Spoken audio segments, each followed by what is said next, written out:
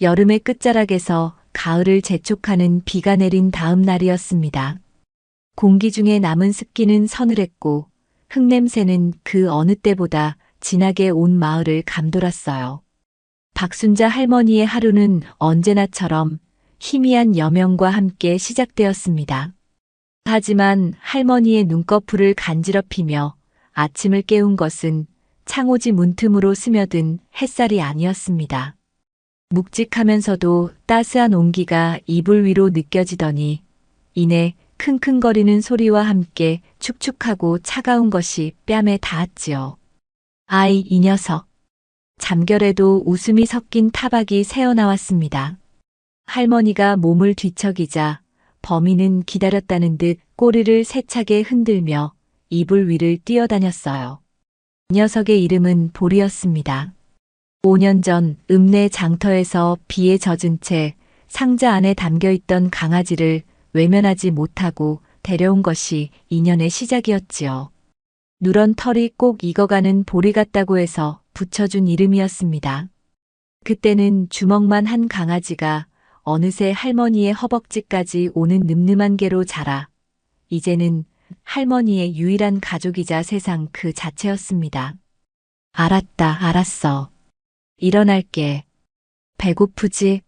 우리 강아지. 할머니가 삐걱거리는 몸을 일으키자 보리는 좋아서 어쩔 줄 모르겠다는 듯 뱅글뱅글 돌며 꼬리를 쳤습니다. 그 모습에 하룻밤 사이 무릎에 쌓인 통증도 잠시 잊히는 듯 했어요. 할머니는 익숙하게 부엌으로 향해 가장 먼저 커다란 솥에 물을 받았습니다. 그리고는 선반 위에서 쌀 한 줌과 어제 저녁에 미리 발라놓은 북어 살점을 꺼내 넣고 불을 지폈습니다. 보리와 함께 먹을 아침이었습니다. 자신은 대충 물에 밥을 말아 먹어도 보리의 끼니만큼은 늘 정성껏 챙겨야 마음이 놓이는 할머니였습니다. 자식들이 모두 도시로 떠나고 10년 전 영감마저 세상을 등진 뒤 이 텅 빈 집에서 할머니에게 말을 걸어주고 온기를 나눠준 것은 오직 보리뿐이었거든요. 죽이 끓는 동안 할머니는 보리의 목줄을 채웠습니다. 녀석과 함께하는 아침 산책은 하루 중 가장 중요한 일과였어요. 대문을 나서자 풀벌레 소리가 요란하게 귀를 파고들었고 밤새 내린 비에 젖은 흙길은 푹신했습니다. 보리는 앞서거니 뒤서거니 하며 할머니의 걸음 속도에 자신을 맞췄습니다. 그러다가도 길가에 핀 들꽃 향기라도 맡을라 치면 잠시 멈춰서서 할머니를 기다려주는 속 깊은 녀석이었지요. 보리야, 저것 좀 봐라. 코스모스가 벌써 피려고 하네. 할머니가 손가락으로 가리키는 곳을 보리도 아는 체하며 고개를 돌려 바라봅니다. 사람의 말을 다 알아듣는 것은 아니겠지만 할머니는 보리가 자신의 모든 감정을 이해하고 있다고 굳게 믿었습니다. 기쁠 때면 같이 웃어주고 슬픈 날에는 조용히 곁에 앉아 위로를 건네는 것만 같았거든요. 1시간 남짓 이어진 산책을 마치고 집에 돌아오니 구수한 북어죽 냄새가 마당 가득 퍼져 있었습니다. 할머니는 큰 대접과 작은 대접, 2개의 그릇에 죽을 나눠 담았습니다. 그리고는 툇마루에 나란히 앉아 보리와 함께 아침을 먹었습니다. 후후 불어가며 죽을 넘기는 할머니의 옆에서 보리는 찹찹 소리를 내며 맛있게 그릇을 비웠어요. 식사를 마친 보리는 만족스러운 듯 할머니의 다리에 머리를 기대고는 스르르 눈을 감았습니다. 그 따스하고 묵직한 무게감이 할머니에게는 세상 가장 큰 위안이었습니다. 할머니는 보리의 등을 천천히 쓸어주며 나지막이 속삭였습니다.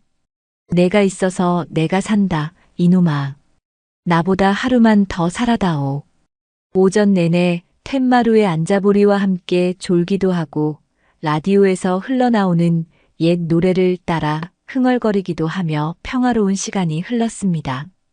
점심을 먹고 난 뒤 할머니는 슬슬 밭으로 나갈 채비를 했습니다. 며칠 전부터 미뤄뒀던 고추 지지대를 다시 세워줘야 했거든요. 여름 내 붉게 익어가던 고추들이 태풍 소식에 쓰러질까 걱정이 되었습니다. 보리야, 집 잘 보고 있어. 할미는 밭에 좀 다녀올게. 할머니가 호미와 노끈을 챙겨들자 보리는 자다 깬 얼굴로 고개를 들어 할머니를 바라봤습니다. 그리고는 이내 몸을 일으켜 할머니의 뒤를 따랐어요. 밭일 나갈 때면 늘 있는 일이었습니다. 보리는 밭둑에 얌전히 엎드려 할머니가 일하는 모습을 지켜보곤 했지요. 그 모습이 기특해서 할머니는 보리를 떼어놓고 나가는 법이 없었습니다. 그날따라 햇살은 유난히 따가웠습니다. 비 온 뒤라 땅은 질었지만 공기는 후텁지근했어요. 할머니는 밀짚 모자를 깊게 눌러쓰고 허리를 굽혔습니다. 쓰러진 고추대를 하나씩 일으켜 세우고 노끈으로 묶어주는 작업은 생각보다 힘이 많이 들었습니다. 얼마쯤 지났을까 숨이 턱까지 차오르고 등줄기에서는 비 오듯 땀이 흘렀습니다. 잠시 허리를 펴고 숨을 고르는데 갑자기 가슴 한가운데를 커다란 바위가 짓누르는 듯한 통증이 밀려왔습니다. 흡! 순간적인 고통에 할머니는 저도 모르게 신음을 흘리며 가슴을 부여잡았습니다. 잠시 이러다 말겠지 하고 생각했지만 통증은 가라앉지 않고 점점 더 심해졌어요. 눈앞이 아찔해지며 세상이 빙글빙글 돌기 시작했습니다. 밭둑에 엎드려 꾸벅꾸벅 졸던 보리가 할머니의 거친 숨소리에 놀라 벌떡 일어났습니다. 주인의 상태가 심상치 않음을 직감한 보리는 낑낑거리며 할머니의 주위를 맴돌기 시작했습니다. 보리야. 할머니는 뭐라고 말을 하려 했지만 혀가 굳은 듯 제대로 된 소리가 나오지 않았습니다. 다리에 힘이 풀리며 그대로 흙바닥에 주저앉고 말았습니다. 보리는 겁에 질려 왕왕 지저대기 시작했습니다. 할머니의 손을 잡고 옷자락을 물어 당기며 어떻게든 주인을 일으켜 세우려 안간힘을 썼어요. 하지만 할머니의 의식은 점점 더 멀어져 가고 있었습니다. 보리의 절박한 울음소리만이 텅 빈 밭에 메아리처럼 울려 퍼졌습니다. 다행히 그 소리를 들은 이웃집 김씨가 있었습니다. 담 너머로 밭을 살피던 그는 쓰러져 있는 순자 할머니와 그 곁에서 미친 듯이 지저대는 보리를 발견하고는 기겁하며 달려왔습니다. 아주머니, 정신 좀 차려보소. 이게 무슨 일이고. 김씨가 허둥지둥 휴대전화를 꺼내 119에 신고하는 동안에도 보리의 경계는 풀리지 않았습니다. 낯선 사람이 자신의 주인에게 다가오는 것을 막으려는 듯 김씨를 향해 으르렁거리며 이빨을 드러냈지요. 잠시 후 멀리서부터 날카로운 사이렌 소리가 들려왔고 그 소리는 순식간에 골목을 가득 메웠습니다. 구급차가 좁은 골목길에 멈춰 서고 낯선 제복을 입은 구급대원 2명이 다급하게 차에서 내렸습니다. 보리의 눈에 그들은 침입자였습니다. 자신의 소중한 주인을 해치러 온 위협적인 존재로밖에 보이지 않았어요. 보리는 더욱 거세게 짖으며 그들이 할머니에게 접근하지 못하도록 앞을 가로막았습니다. 강아지 때문에 접근이 힘듭니다. 좀 잡아주세요. 구급대원의 외침에 김씨가 보리의 목줄을 잡으려 했지만 극도로 흥분한 보리는 이리저리 피하며 더욱 사납게 굴었습니다. 1분 1초가 급한 상황, 한 구급대원이 보리의 주의를 끄는 사이 다른 대원이 재빨리 할머니의 상태를 살폈습니다. 혈압이 거의 안 잡힙니다. 빨리 이송해야 해요. 들것이 펼쳐지고 구급대원들이 할머니의 몸을 조심스럽게 들어 올리는 순간이었습니다. 자신의 주인이 힘없이 들려나가는 모습을 본 보리는 패닉 상태에 빠졌습니다. 어떻게든 그들을 막아야 한다는 생각, 주인을 지켜야 한다는 본능만이 남았습니다. 보리는 마지막 힘을 다해 김씨의 손을 뿌리치고 구급대원에게 달려들 기세로 뛰쳐나갔습니다. 바로 그 순간 열려있던 대문이 보리의 눈에 들어왔습니다. 혼란과 공포에 휩싸인 보리는 자기도 모르게 그 열린 문틈으로 뛰쳐나가고 말았습니다. 어디로 가야 하는지도 모른 채 그저 이 무서운 상황에서 벗어나고 싶다는 생각뿐이었습니다. 아이고, 저개가 나가버렸네. 김 씨가 뒤늦게 외쳤지만 이미 보리의 모습은 골목 저편으로 사라진 뒤였습니다. 구급대원들은 쓰러진 할머니를 구하는 것이 먼저였기에 뛰쳐나간 개를 신경 쓸 겨를이 없었습니다. 사이렌 소리가 다시 한번 날카롭게 울리며 구급차는 흙먼지를 일으키고 황급히 마을을 떠났습니다. 평화롭던 순자 할머니의 집에는 열린 대문과 주인을 잃은 호미만이 덩그러니 남아 모든 것이 멈춰버린 그날 오후를 증언하고 있었습니다. 순자 할머니가 다시 눈을 뜬 것은 이틀이 지난 후였습니다. 코를 찌르는 소독약 냄새와 규칙적으로 삐빅거리는 기계음, 그리고 눈에 들어온 것은 익숙한 집의 천장이 아닌 새하얀 병원의 천장이었지요. 한참을 멍하니 허공을 응시하던 할머니의 머릿속으로 조각난 기억들이 파고들었습니다. 뜨거운 햇살, 고추밭, 그리고 가슴을 짓누르던 끔찍한 고통과 자신을 향해 절박하게 지저대던 보리의 모습까지. 보리. 할머니는 자기도 모르게 벌떡 상체를 일으키려 했지만 온몸에 연결된 링거줄과 기계 장치들이 움직임을 방해했습니다.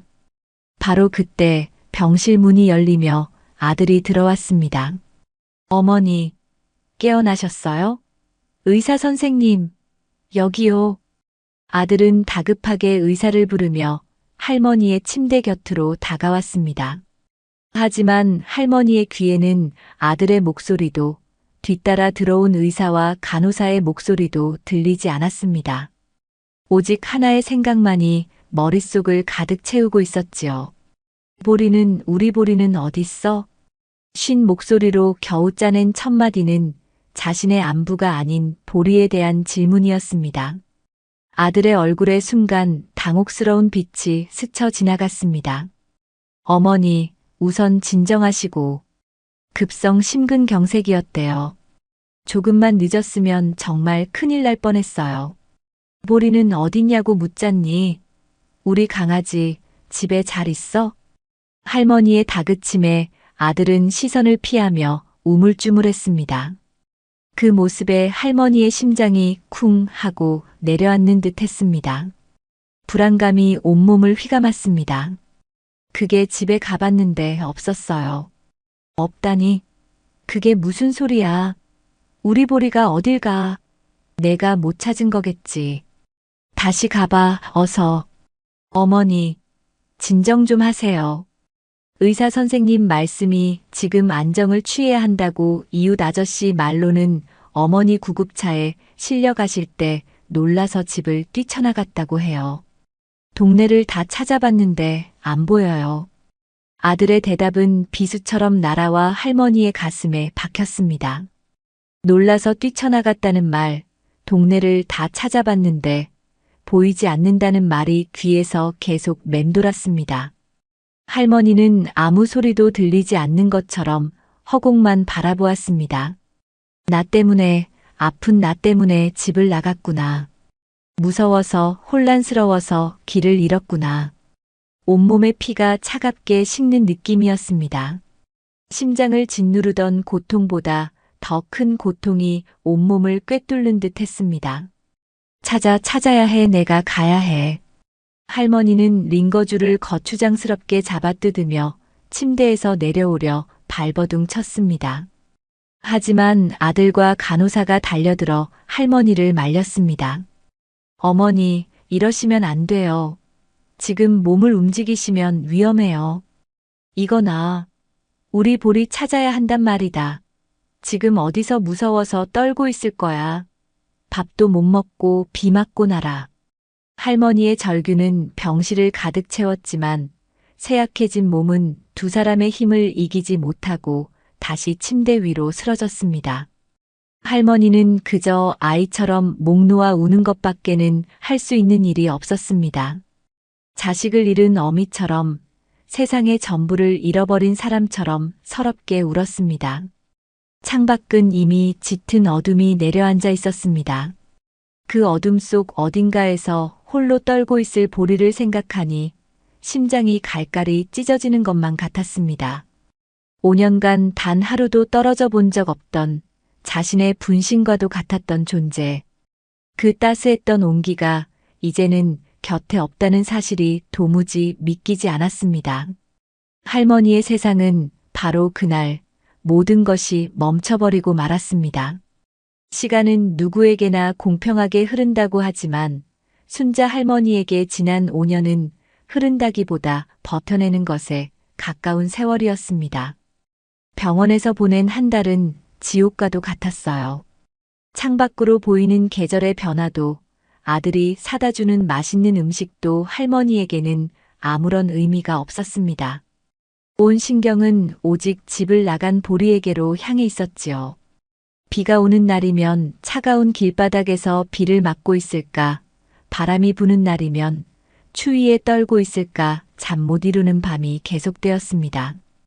의사와 아들은 마음을 편히 가져야 회복이 빠르다고 몇 번이고 말했지만 심장의 절반을 떼어놓고 온 사람에게 안정이란 사치스러운 단어일 뿐이었습니다. 퇴원을 하던 날 할머니는 아들의 부축도 마다하고 거의 뛰다시피 집으로 향했습니다. 혹시나 정말 혹시나 보리가 집을 기억하고 돌아와 대문 앞에서 자신을 기다리고 있을지도 모른다는 신락 같은 희망 때문이었어요. 하지만 굳게 닫힌 대문 앞에는 정적만이 감돌았고 할머니의 마지막 희망은 산산조각 나고 말았습니다. 텅 빈 마당, 주인을 잃고 덩그러니 놓인 보리의 밥그릇, 할머니가 앉아 뜨개질을 하던 팻마루의 빈자리. 집안 모든 것들이 보리의 부재를 소리치고 있었습니다. 그날 이후 할머니의 진짜 싸움이 시작되었습니다. 아직 온전히 회복되지 않은 몸을 이끌고 할머니는 매일같이 보리를 찾아 나섰습니다. 처음에는 집 주변 골목골목을, 그 다음에는 면소재지를, 나중에는 버스를 타고 읍내까지 헤매고 다녔습니다. 보리야, 우리 보리. 목이 쉬어라 이름을 불러보았지만 돌아오는 것은 공허한 메아리 뿐이었어요. 마주치는 사람들마다 붙잡고 혹시 이런 개를 보지 못했냐고 물었습니다. 누런 털에 귀 한쪽이 살짝 접혔고 꼬리는 장군처럼 늠름하게 말려 올라갔으며 사람을 무척이나 잘 따르는 똑똑한 아이라고. 할머니는 떨리는 손으로 허공에 보리의 모습을 그려 보이며 애타게 설명했지만 사람들은 그저 안 됐다는 표정으로 고개를 저을 뿐이었습니다. 어느 날 할머니는 읍내 사진관을 찾아갔습니다. 먼지 쌓인 앨범을 뒤져보리와 함께 찍은 유일한 사진을 찾아냈지요. 3년 전 아들 내외가 잠시 들렀을 때 마당에서 찍은 사진이었습니다. 사진 속 할머니는 환하게 웃고 있었고 그 품에 안긴 보리는 조금은 귀찮은 듯한 표정으로 카메라를 보고 있었어요. 그 사진을 수십 장 복사해서 전단지를 만들었습니다. 개를 찾습니다. 삐뚤빼뚤한 글씨로 보리의 이름과 특징을 적고 아래에는 자신의 전화번호와 함께 사례는 꼭 하겠습니다라는 문구도 잊지 않았습니다. 전단지를 들고 다시 거리로 나섰습니다. 동네 담벼락, 전봇대, 버스 정류장, 장터 게시판까지 사람이 모이는 곳이라면 어디든 가리지 않고 전단지를 붙였습니다. 어떤 이는 욕을 하며 떼어버렸고 어떤 이는 장난 전화를 걸어 할머니의 마음을 2번 아프게 했습니다. 할머니, 그게 우리가 잡아먹었는데. 수화기 너머로 들려오는 낄낄거리는 웃음소리에 할머니는 온몸의 피가 차갑게 식는 것을 느꼈습니다. 세상을 향한 원망과 인간에 대한 환멸이 치밀어 올랐지만 포기할 수는 없었습니다. 보리를 찾을 수만 있다면 그깟 모욕은 얼마든지 견딜 수 있었어요.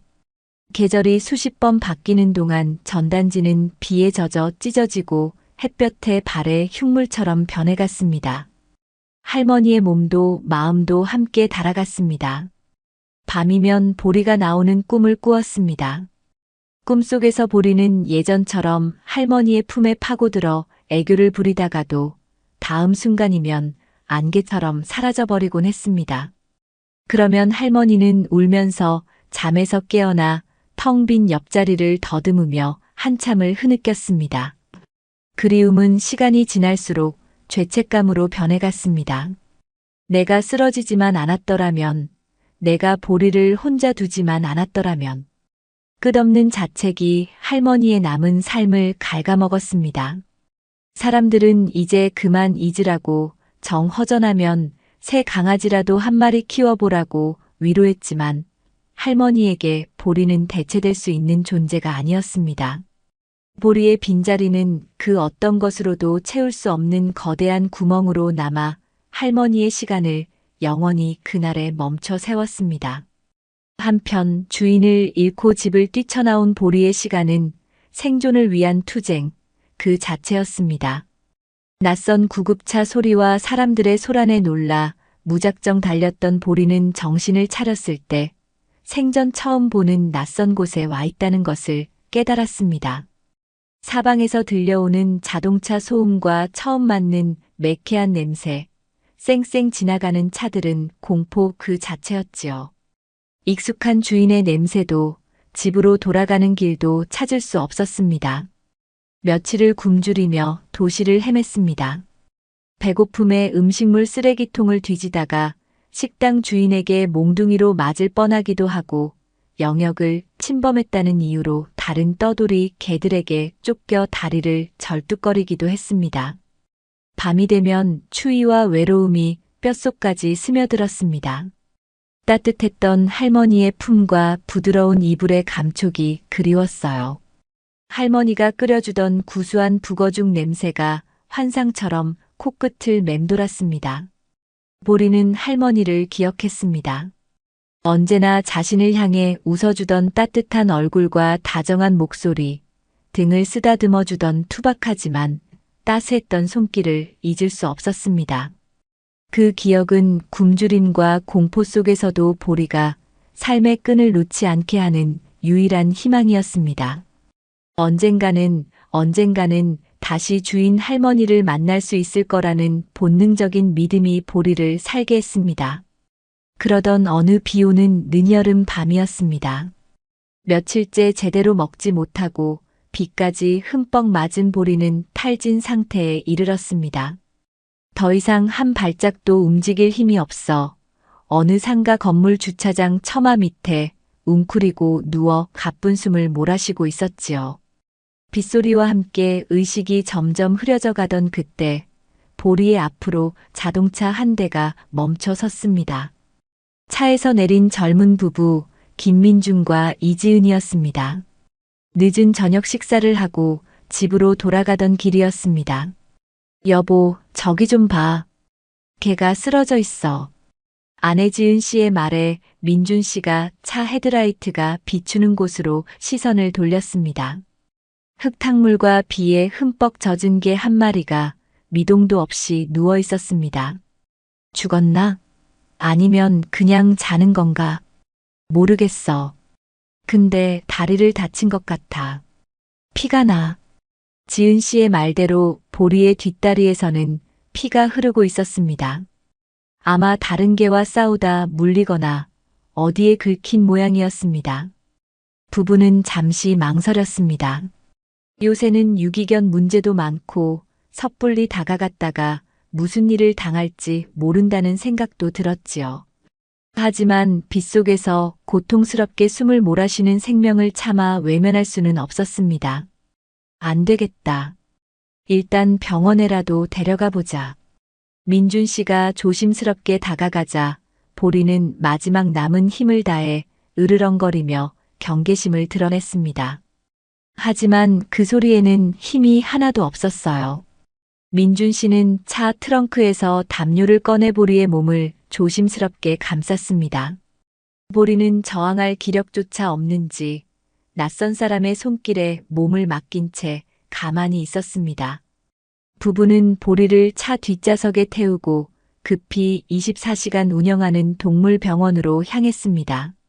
수의사의 진단은 탈수와 영양실조, 그리고 다리의 열상이었습니다. 다행히 뼈에는 이상이 없었지만 며칠만 더 방치되었더라면 위험했을 거라고 했습니다. 치료를 받고 링거를 맞는 동안 보리는 낯선 병원 철창 안에서 웅크린 채 부부를 불안한 눈으로 쳐다보았습니다. 지은 씨는 그런 보리의 모습이 안쓰러워 철창 너머로 손을 넣어 머리를 쓰다듬어 주었습니다. 괜찮아. 이제 괜찮을 거야. 따뜻한 손길에 보리의 몸에서 조금씩 힘이 빠져나갔습니다. 할머니가 아닌 다른 사람의 손길이었지만 그 온기에서 어떤 적이도 느껴지지 않았기 때문입니다. 그날 밤 부부는 보리를 병원에 입원시키고 집으로 돌아왔습니다. 그리고 밤새 보리에 대한 이야기를 나누었습니다. 어떡하지, 저 아이. 글쎄, 일단 치료는 해줘야 할 것 같고, 주인이 있는 개일 수도 있잖아. 몸 상태를 보니 한참을 떠돌아다닌 것 같던데, 목줄도 없고, 아마 버려진 거 아닐까? 지은 씨의 말에 민준 씨는 깊은 한숨을 내쉬었습니다. 부부는 결혼한 지 2년 차였고 아직 아이는 없었습니다. 작은 아파트에서 둘이 살기에도 넉넉한 형편은 아니었기에 덜컥 개를 맞는다는 것은 쉬운 결정이 아니었습니다. 하지만 다음 날 병원에서 마주한 보리의 눈빛은 부부의 모든 망설임을 무너뜨리기에 충분했습니다. 하룻밤 사이에 기력을 조금 회복한 보리는 부부를 보자 희미하게 꼬리를 흔들었습니다. 그 모습은 마치 제발 저를 버리지 마세요라고 말하는 것 같았습니다. 결국 부부는 보리를 집으로 데려오기로 결정했습니다. 보리가 자신들에게 온 것이 어떤 행운일지도 모른다는 생각에 부부는 녀석에게 행운이라는 새로운 이름을 붙여주었습니다. 처음 며칠간 행운이는 구석에만 숨어 밥도 잘 먹지 않고 사람의 손길을 피했습니다. 하지만 부부의 지극정성 어린 보살핌은 행운이의 닫힌 마음을 서서히 열었습니다. 민준 씨는 매일 아침 저녁으로 행운이를 데리고 산책을 나갔고 지은 씨는 맛있는 특식을 만들어주며 행운이의 곁을 지켰습니다. 시간이 흘러 행운이는 예전에 건강하고 늠름한 모습을 되찾았습니다. 그리고 부부의 삶에 없어서는 안 될 소중한 가족이 되었습니다. 1년 뒤 부부에게는 서연이라는 예쁜 딸이 태어났습니다. 행운이는 갓 태어난 아기를 처음에는 경계했지만 이내 자신의 동생으로 받아들인 듯 서연이의 곁을 든든하게 지키는 보디가드가 되어주었습니다. 서연이가 울면 쪼르르 달려가 얼굴을 하차주었고 서연이가 기어다니기 시작했을 때는 보디가드처럼 곁을 지켰습니다. 서연이 역시 행운이를 세상에서 가장 좋은 친구로 여기며 따랐습니다. 그렇게 5년의 시간이 흘렀습니다. 보리는 이제 행운이라는 이름으로 새로운 가족의 품에서 사랑을 듬뿍 받으며 행복하고 평화로운 시간을 보내고 있었습니다. 할머니에 대한 기억은 아주 희미한 옛날의 꿈처럼 무의식 깊은 곳에 희미한 흔적으로만 남아있을 뿐이었습니다.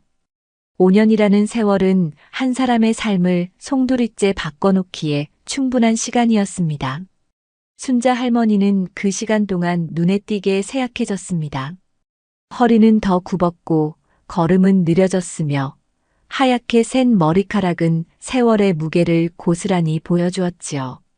보리를 잃어버린 후 할머니의 삶은 무채색으로 변해버렸습니다. 웃음을 잃었고 말수도 줄었습니다. 아들이 주말마다 찾아와 들여다보았지만 할머니의 마음속에 자리한 거대한 구멍은 채워지지 않았습니다. 이제는 보리를 찾는 것도 거의 포기한 상태였습니다.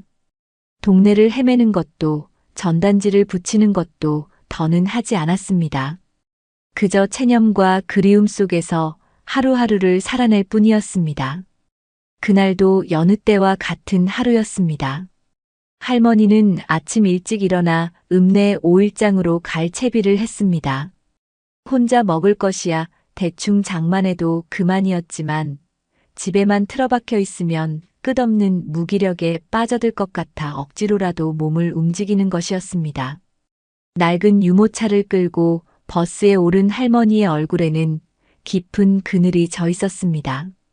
버스 창밖으로 빠르게 지나가는 풍경을 보면서도 할머니의 눈은 초점을 잃은 채 허공을 맴돌았습니다. 시장은 이른 아침부터 활기가 넘쳤습니다. 싱싱한 채소를 파는 할머니의 목소리, 생선 좌판에서 풍기는 짭조름한 비린내, 뻥튀기 기계가 터지는 요란한 소리, 아이들의 웃음소리가 한데 뒤섞여 시끌벅적한 교향곡을 만들어내고 있었어요. 하지만 이 모든 활기찬 풍경도 할머니의 멈춰버린 시간을 움직이지는 못했습니다. 할머니는 무표정한 얼굴로 사람들 사이를 느릿느릿 걸으며 필요한 것들을 몇 가지 샀습니다. 두부 한 모, 콩나물 한 봉지, 그리고 무릎에 좋다는 약재를 파는 약초상 앞에서 한참을 서성이다 발길을 돌렸습니다. 같은 시각, 시장의 다른 한편에서는 웃음소리가 끊이지 않았습니다. 김민준 씨와 아내 이지은 씨, 그리고 이제 5살이 된 딸 서연이가 행운이를 데리고 장 구경에 나선 참이었습니다. 행운이는 5년 전 비쩍 말랐던 모습은 온데간데 없이 윤기가 흐르는 털을 가진 건강하고 잘생긴 개가 되어 있었습니다. 서연이는 행운이의 목줄을 꼭 쥐고 제잘거리며 걸었고 행운이는 그런 서연이의 보폭에 맞춰 얌전히 뒤를 따랐습니다. 아빠, 나 저거 사주세요. 솜사탕. 서연이가 손가락으로 가리키는 곳에서는 커다란 솜사탕 기계가 쉴 새 없이 달콤한 구름을 만들어내고 있었습니다. 우리 서연이 솜사탕 먹고 싶어요? 민준 씨가 웃으며 서연이를 번쩍 안아들었습니다. 지은 씨는 그런 부녀의 모습을 사랑스러운 눈으로 바라보며 행운이의 머리를 쓰다듬어 주었어요. 행운아, 우리도 맛있는 간식 사줄게. 조금만 기다려. 행운이는 지은 씨의 말에 대답이라도 하듯 꼬리를 살랑 흔들었습니다. 행운이는 시장의 시끄러운 소음과 많은 인파에도 전혀 불안해하지 않았습니다. 오히려 자신에게 쏟아지는 사람들의 시선을 즐기는 듯 당당하고 여유로운 모습이었지요. 걔가 참 잘생겼네. 순하고 똑똑해 보인다는 칭찬에 민준 씨 부부는 어깨를 으쓱하며 뿌듯한 미소를 지었습니다. 부부에게 행운이는 단순한 반려견이 아니라 가족의 행복을 완성시켜주는 소중한 존재였습니다. 순자 할머니는 장터 한쪽에 있는 허름한 국밥집에 자리를 잡고 앉았습니다. 뜨거운 국밥을 한 숟갈 떠넘겼지만 아무 맛도 느껴지지 않았습니다. 그저 허기진 배를 채우기 위한 기계적인 움직일 뿐이었지요. 문득 예전에 보리와 함께 국밥집에 왔던 기억이 떠올랐습니다. 식당 주인의 눈치를 보며 국밥 고기를 몇 점 떼어 보리의 밥그릇에 몰래 넣어주곤 했는데 그러면 보리는 세상에서 가장 맛있는 음식이라도 먹는 듯 순식간에 그릇을 비우곤 했습니다. 그 생각을 하자 또다시 가슴 한쪽이 시큰해져 왔습니다. 할머니는 서둘러 국밥을 비우고 자리에서 일어났습니다. 더 이상 이곳에 머물고 싶지 않았습니다. 유모차를 끌고 시장을 빠져나가려던 할머니의 발걸음이 뻥튀기 가게 앞에서 우뚝 멈춰 섰습니다. 뻥이요 하는 우렁찬 소리와 함께 터져나오는 하얀 연기와 구수한 냄새. 할머니는 자기도 모르게 뻥튀기 한 봉지를 샀습니다. 보리가 살아있을 때 장에만 오면 꼭 사가던 간식이었습니다. 바삭바삭한 소리를 내며 뻥튀기를 먹던 보리의 모습이 눈앞에 아른거리는 듯 했습니다. 무거운 한숨을 내쉬며 발걸음을 옮기려던 바로 그 순간이었습니다. 왕, 왕. 시끄러운 시장의 소음 속을 뚫고 너무나도 익숙한 짖음소리가 할머니의 귀에 날아와 박혔습니다. 심장이 쿵 하고 내려앉았습니다. 지난 5년간 꿈속에서 수천, 수만 번도 더 들었던 바로 그 목소리였습니다. 하지만 할머니는 이내 고개를 저었습니다. 내가 헛것을 들었구나. 이제는 헛것까지 들리는구나. 스스로를 다그치며 다시 걸음을 옮기려는데 다시 한번 똑같은 소리가 들려왔습니다. 왕, 왕왕. 이번에는 착각이 아니었습니다. 너무나도 선명하고 또렷한 소리. 할머니의 온몸에 소름이 돋았습니다. 고개가 저절로 소리가 나는 쪽으로 돌아갔습니다. 사람들로 붐비는 시장 한가운데 할머니의 시선이 한 곳에 멎었습니다. 젊은 부부와 어린 여자아이, 그리고 그들 곁에 서 있는 누렁개 한 마리. 멀리서 보아도 단번에 알 수 있었습니다. 햇볕을 받아 황금빛으로 빛나는 털 한쪽 귀가 살짝 접힌 모양새, 늠름하게 말려 올라간 꼬리까지. 할머니의 숨이 멎는 것 같았습니다. 온 세상의 소리가 사라지고 시간의 흐름이 멈춘 듯 했습니다. 할머니는 자기도 모르게 그곳을 향해 걸어가고 있었습니다. 다리가 후들거리고 심장이 금방이라도 터져 나올 것처럼 미친 듯이 뛰었습니다. 아니야, 아닐 거야. 닮은 개일 뿐이야. 5년이나 지났는데 살아있을 리가 없어. 머리는 필사적으로 부정했지만 가슴은 이미 알고 있었습니다. 한 걸음 한 걸음 다가갈수록 개의 모습은 더욱 선명해졌고 할머니의 확신은 더욱 굳어졌습니다. 마침내 개의 10m 앞까지 다가선 할머니는 더 이상 나아가지 못하고 그 자리에 멈춰 섰습니다. 눈물이 눈앞을 가려 모든 것이 뿌옇게 보였습니다. 할머니는 떨리는 손으로 입을 막았습니다. 혹시라도 울음소리가 터져나와 이 기적 같은 순간이 꿈처럼 사라져버릴까 두려웠습니다. 한편 민준 씨 부부는 갑자기 걸음을 멈추고 한 곳을 뚫어지게 쳐다보는 행운이의 모습에 고개를 갸웃거렸습니다. 행운이는 낯선 할머니를 향해 꼬리를 흔들지도 짖지도 않은 채 마치 무언가에 홀린 듯 뚫어지게 바라보고 있었습니다. 그 눈빛에는 경계심도 호기심도 아닌 뭐라 설명하기 힘든 깊은 혼란과 그리움 같은 것이 담겨 있었습니다. 행운아, 왜 그래? 가자.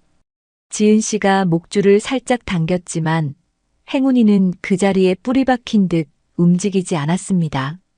바로 그때 할머니가 떨리는 목소리로 5년의 세월을 담아 세상에서 가장 애틋한 이름을 불렀습니다.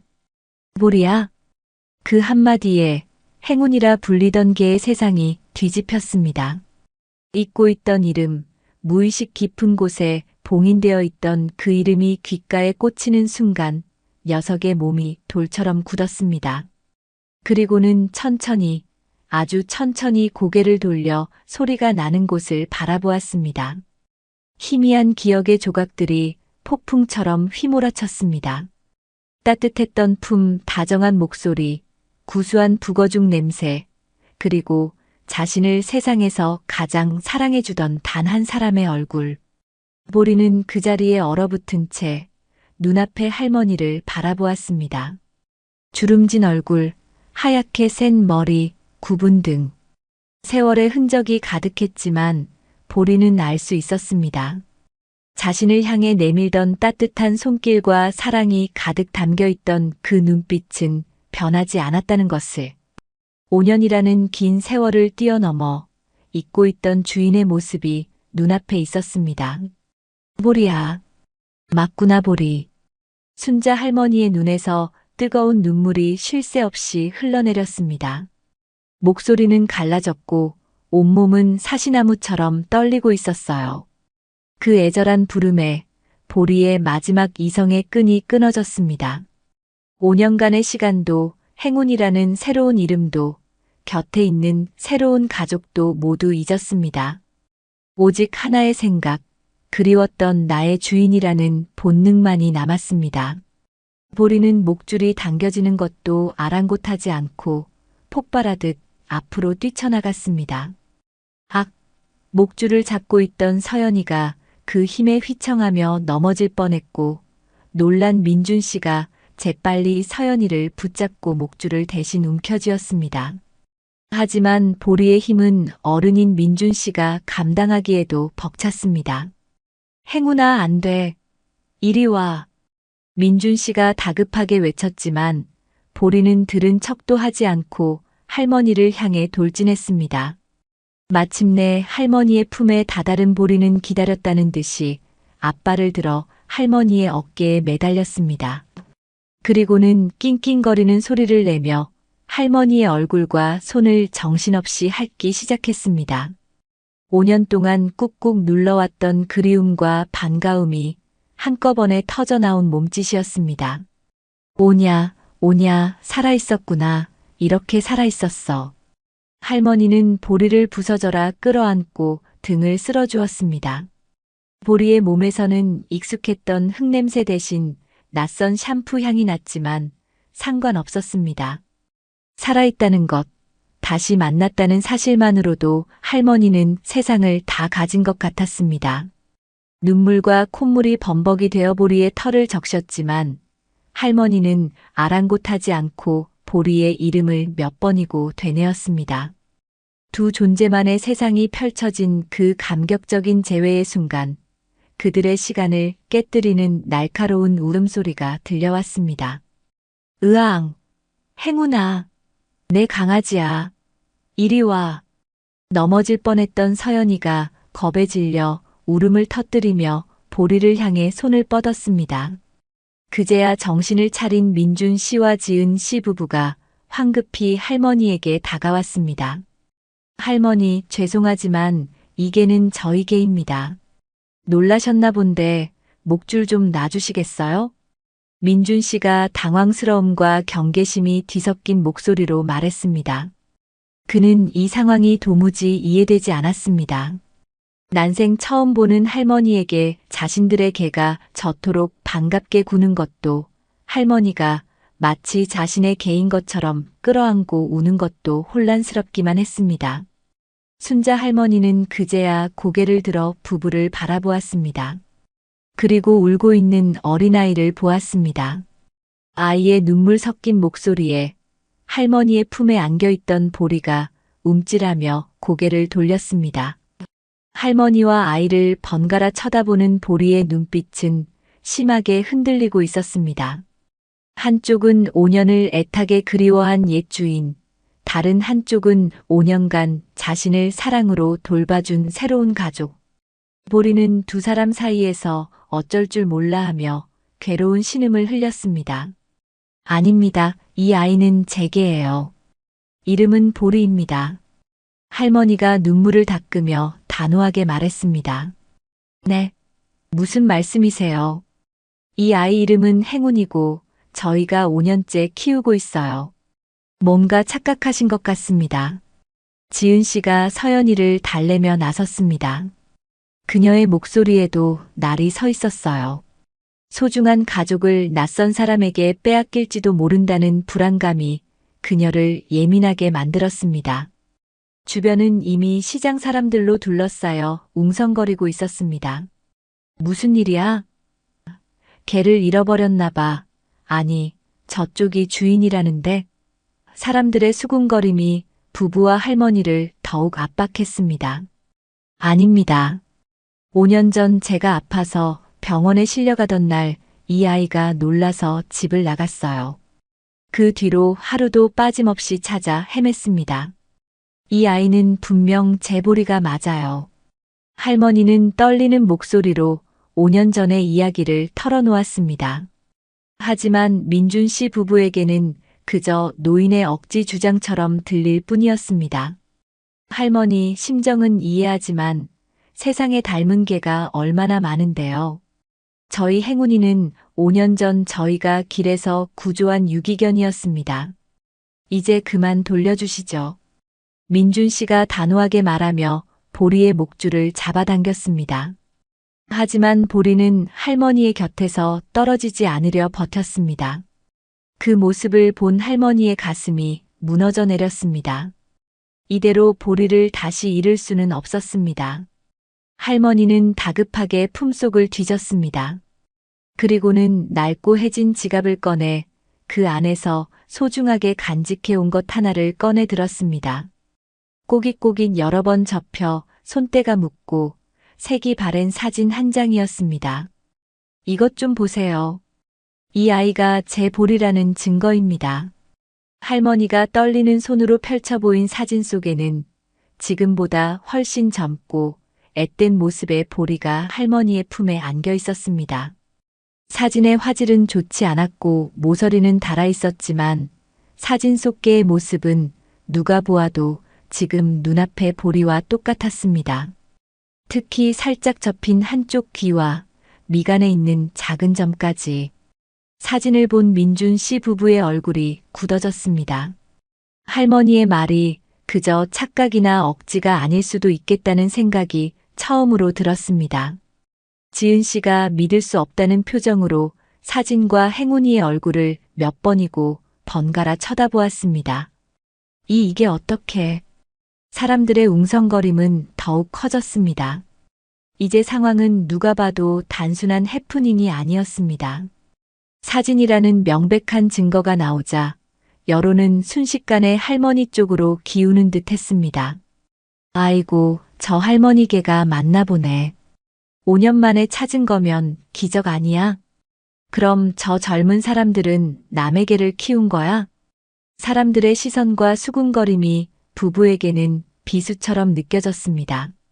특히 서연이는 어른들의 심각한 분위기와 자신들의 개를 빼앗길지도 모른다는 공포에 더 크게 울기 시작했습니다. 이대로 시장 한복판에서 실랑이를 벌이는 것은 모두에게 상처만 될 뿐이었습니다. 상황을 지켜보던 민준 씨가 결단을 내렸습니다. 일단 여기서 이러지 마시고 조용한 곳으로 가서 이야기하시죠. 민준 씨가 할머니에게 제안했습니다. 순자 할머니도 고개를 끄덕였습니다. 이렇게 많은 사람 앞에서 보리를 두고 왈가왈부하고 싶지 않았습니다. 그렇게 누구도 원치 않았던 불편한 동행이 시작되었습니다. 앞서 걷는 순자 할머니, 그리고 그 뒤를 따르는 민준 씨 가족. 그들 사이에는 보리가 있었습니다. 보리는 할머니에게 몇 걸음 다가갔다가 울고 있는 서연이를 돌아보며 다시 몇 걸음 뒤로 물러서기를 반복했습니다. 녀석의 혼란스러운 발걸음은 앞으로 펼쳐질 세 사람의 복잡하고 힘겨운 시간을 예고하는 듯 했습니다. 시장의 소음은 점점 멀어져 갔지만 그들 사이를 채우는 무거운 침묵은 그 어떤 소음보다도 더 크고 무겁게 느껴졌습니다. 시장의 소음이 까마득히 멀어진 곳, 낡은 기와를 인 찻집은 섬처럼 고요했습니다. 찻잔에서 피어오르는 희미한 대추차 향기만이 맴돌 뿐 세 사람 사이에는 무거운 침묵이 강물처럼 흘렀습니다. 순자 할머니와 김민준, 이지은 부부는 낡은 목재 테이블을 사이에 두고 마주 앉아 있었습니다. 그리고 그들의 발치에는 이 모든 침묵의 원인이자 결과인 보리가 엎드려 있었지요. 녀석은 불안한 듯 낑낑거리며 할머니와 부부를 번갈아 쳐다볼 뿐 누구의 곁으로도 선뜻 다가가지 못했습니다. 마치 두 개의 자아 사이에서 길을 잃은 것처럼 보였어요. 먼저 입을 연 것은 민준 씨였습니다. 그는 마른 입술을 혀로 축이며 최대한 침착한 목소리로 말했습니다. 할머니, 우선 저희가 너무 놀라서 경황이 없었습니다. 실례가 많았다면 용서하십시오. 정중한 사과였지만 그 목소리에는 여전히 경계심이 희미하게 남아 있었습니다. 순자 할머니는 말없이 고개를 저었습니다. 그리고는 찻잔을 쥔 채 떨리는 손을 감추려 애썼습니다. 아니에요. 나야말로 미안합니다. 다짜고짜 네 개라고 했으니 얼마나 황당했겠어요. 서로 사과를 건넸지만 어색한 공기는 좀처럼 가벼워지지 않았습니다. 핵심적인 문제는 조금도 해결되지 않았으니까요. 한참을 망설이던 지은 씨가 조심스럽게 물었습니다. 정말 5년 전에 잃어버리신 게 맞으세요? 저희 행운이를요? 행운이라는 이름에 순자 할머니의 눈썹이 미세하게 떨렸습니다. 할머니에게는 너무나 낯선 그 이름이 지난 5년간 보리가 살아온 시간을 압축해서 보여주는 것만 같아 가슴 한쪽이 아려왔습니다. 내 이름은 박순자입니다. 그리고 저 아이의 이름은 보리고요. 할머니는 5년 전 그날의 이야기를 아주 천천히 힘겹게 꺼내놓기 시작했습니다. 맑고 무덥던 여름날 오후 보리와 함께 고추밭에 나갔던 일, 갑자기 닥쳐온 가슴의 통증, 그리고 자신을 향해 절박하게 지저대던 보리의 마지막 모습까지. 할머니의 이야기는 마치 어제 일처럼 생생했습니다. 목소리는 시종일관 떨렸지만 기억의 모든 조각은 놀라울 정도로 선명했어요. 병원에서 눈을 떴을 때 느꼈던 절망감, 그리고 그 후로 보리를 찾아 헤맸던 수년간의 세월에 대해 이야기할 때는 듣고 있는 부부의 눈시울마저 붉어졌습니다. 전단지를 1000장은 넘게 붙였을 겁니다. 비가 오면 젖어서 찢어지고 바람이 불면 날아가 버리고 그래도 혹시나 하는 마음에 멈출 수가 없었어요. 어디서 밥은 먹고 다니는지, 잠은 제대로 자는지 그 생각에 하루도 편히 잠든 날이 없었습니다. 할머니의 주름진 손등 위로 눈물 방울이 뚝뚝 떨어졌습니다. 그것은 단순한 슬픔이 아니라 5년이라는 긴 세월 동안 뼛속까지 사무쳤던 그리움과 죄책감이 응축된 눈물이었습니다. 할머니의 이야기가 끝나고 다시 침묵이 찾아왔습니다. 이번에는 민준 씨 부부가 이야기를 할 차례였습니다. 민준 씨는 아내의 손을 꼭 잡고 자신들이 보리를 처음 만났던 날을 회상했습니다. 저희가 행운이를 처음 본 것도 5년 전 늦여름 비가 아주 많이 오는 밤이었습니다. 부부는 그날 밤 길에서 죽어가던 개를 어떻게 발견했는지 병원으로 데려가 치료를 시키고 행운이라는 이름을 붙여주게 된 과정을 담담하게 설명했습니다. 처음에는 사람을 극도로 경계하며 마음을 열지 않았던 행운이가 어떻게 서서히 가족이 되어갔는지, 1년 뒤 딸 서연이가 태어났을 때 얼마나 든든한 오빠가 되어주었는지에 대한 이야기가 이어졌습니다. 서연이가 아기였을 때 저희 부부가 잠시 한눈판 사이에 침대에서 떨어진 적이 있었어요. 그런데 행운이가 자기 몸으로 서연이를 받쳐냈습니다. 덕분에 아이는 하나도 다치지 않았죠. 그때부터 저희에게 행운이는 그냥 개가 아니라 우리 딸 목숨을 구해준 은인이자 가족 그 자체가 되었습니다. 지은 씨의 목소리가 가늘게 떨렸습니다. 그녀의 이야기 속에서 행운이는 더 이상 유기견이 아니었습니다. 한 가족의 역사와 행복의 중심에 있는 무엇과도 바꿀 수 없는 소중한 존재였습니다. 두 개의 이야기는 너무나도 달랐지만 공통점이 있었습니다. 양쪽 모두에게 보리는 혹은 행운이는 단순한 동물이 아닌 삶의 일부이자 전부였다는 것이지요. 엇갈린 시간의 조각들이 맞춰지자 누구의 잘못도 아니라는 사실이 명백해졌습니다. 그리고 그 사실이 이 상황을 더욱 잔인하고 고통스럽게 만들었습니다. 한쪽이 명백한 가해자라면 원망이라도 할 수 있겠지만 이 이야기에는 오직 안타까운 피해자들만 존재할 뿐이었습니다. 확인을 해봐야 할 것 같습니다. 한참의 침묵 끝에 민준 씨가 어렵게 입을 열었습니다. 할머니 댁에 한번 가봐도 되겠습니까? 아이가 정말 그 집을 기억하는지 저희 눈으로 직접 보고 싶습니다. 그것은 합리적인 제안이었습니다. 순자 할머니도 고개를 끄덕였어요. 보리의 기억이야말로 가장 확실한 증거가 될 테니까요. 민준 씨의 차를 타고 할머니의 집으로 가는 길은 숨막히는 정적으로 가득했습니다. 운전대를 잡은 민준 씨는 표정 없는 얼굴로 앞만 보고 있었고, 지은 씨는 뒷좌석에서 보리를 꼭 끌어안은 채 창밖만 바라보았습니다. 서연이는 이미 지쳐 잠들어 있었습니다. 할머니는 조수석에 앉아 차창 밖으로 스쳐 지나가는 익숙한 풍경을 보며 만감이 교차했습니다. 5년 전 이 길을 따라 보리가 사라졌고 이제 5년 만에 다시 이 길을 따라 보리와 함께 집으로 돌아가고 있었습니다. 하지만 기쁨보다는 불안함과 미안함이 더 크게 마음을 짓눌렀습니다. 마침내 차가 익숙한 골목 어귀에 멈춰 섰습니다. 할머니가 차에서 내리자 보리의 몸이 긴장으로 뻣뻣하게 굳는 것이 느껴졌습니다. 녀석은 차에서 내리기를 주저하며 지은 씨의 품으로 파고들었습니다.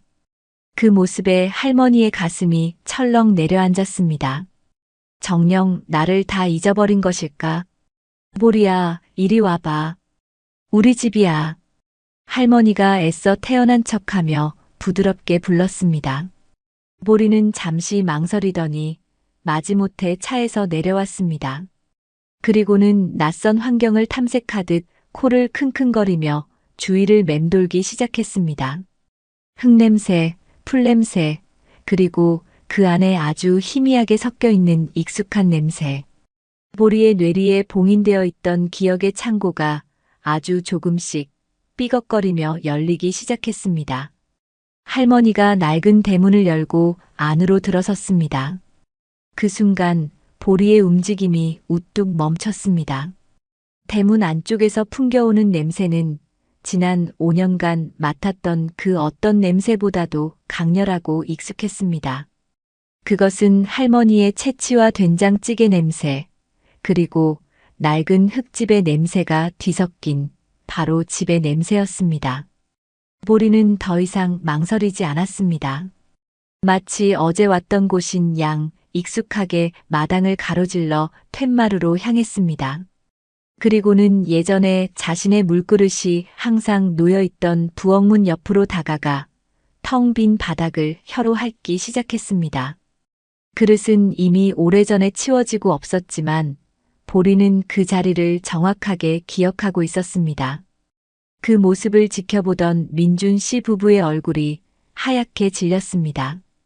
우연이라고 하기에는 너무나도 명백한 행동이었습니다. 할머니가 집 안으로 들어가자 보리는 잠시 망설이다가 뒤를 따랐습니다.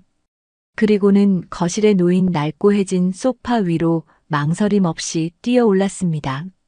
그곳은 할머니가 저녁마다 앉아 텔레비전을 보던 자리였고 보리는 늘 그 옆에 꼭 붙어 잠이 들곤 했습니다. 보리는 소파에 얼굴을 묻고 미친 듯이 냄새를 맡기 시작했습니다. 5년의 세월에도 지워지지 않고 희미하게 남아있는 주인의 채취를, 그리웠던 안식처의 향기를 온몸으로 빨아들이고 있었습니다. 보리야. 할머니가 눈물을 삼키며 보리의 이름을 불렀습니다. 그러자 보리는 고개를 들어 할머니를 바라보더니 꼬리를 살랑 흔들며 할머니의 손을 하찼습니다. 그 모습은 마치 이제야 집에 돌아왔어요 라고 말하는 것 같았습니다. 더 이상의 증거는 필요 없었습니다. 보리의 모든 행동이, 순자 할머니의 이야기가 모두 사실임을 증명하고 있었습니다. 민준 씨는 말없이 고개를 숙였고 지은 씨는 끝내 참지 못하고 소리 없이 눈물을 흘렸습니다. 하지만 이야기는 여기서 끝나지 않았습니다. 민준 씨는 떨리는 목소리로 한 가지 제안을 더했습니다. 공평해야 한다고, 자신들의 집에도 가봐야 한다고 말입니다. 순자 할머니는 아무 말 없이 그 제안을 받아들였습니다. 다시 차를 타고 부부의 아파트로 향하는 길은 올 때보다 훨씬 더 무거운 침묵이 흘렀습니다. 이제 상황은 명확해졌습니다. 행운이는 할머니가 잃어버린 보리가 맞았습니다. 하지만 그렇다고 해서 지난 5년간의 세월이 없던 일이 되는 것은 아니었습니다. 부부의 아파트는 깨끗하고 현대적인 공간이었습니다. 현관문이 열리자마자 잠에서 깬 서연이가 달려 나와 보리를 반겼습니다. 행운아, 어디 갔다 이제 왔어. 보고 싶었단 말이야. 서연이가 보리의 목을 끌어안고 엉엉 울자 보리는 언제 그랬냐는 듯 할머니의 집에서 보였던 모습은 온데간데 없이 서연이의 얼굴을 하차주며 애교를 부리기 시작했습니다. 그리고는 익숙하게 거실로 달려가 서연이가 가장 좋아하는 공룡 인형을 물고 와 그녀의 발치에 내려놓았습니다. 놀아달라는 신호였습니다. 보리는 그 집의 모든 것을 알고 있었습니다. 자신의 푹신한 침대가 어디에 있는지, 간식이 어느 서랍에 들어있는지, 서연이가 목욕하는 것을 훔쳐보기 가장 좋은 자리가 어디인지까지. 그곳은 명백히 보리가 지난 5년간 사랑을 받으며 살아온 또 다른 집이었습니다. 할머니는 소파에 앉아 서연이와 함께 뒹굴며 행복하게 웃고 있는 보리의 모습을 멍하니 바라보았습니다. 자신의 낡은 집에서 보였던 모습과는 또 다른 완벽한 행복의 모습이었습니다. 하나의 심장을 가진 개. 하지만 그 심장이 기억하고 사랑하는 집은 두 곳이었습니다. 5년 전의 시간을 간직한 낡은 흙집과 5년의 새로운 시간을 쌓아온 깨끗한 아파트. 잊을 수 없는 첫 번째 주인과 버릴 수 없는 두 번째 가족.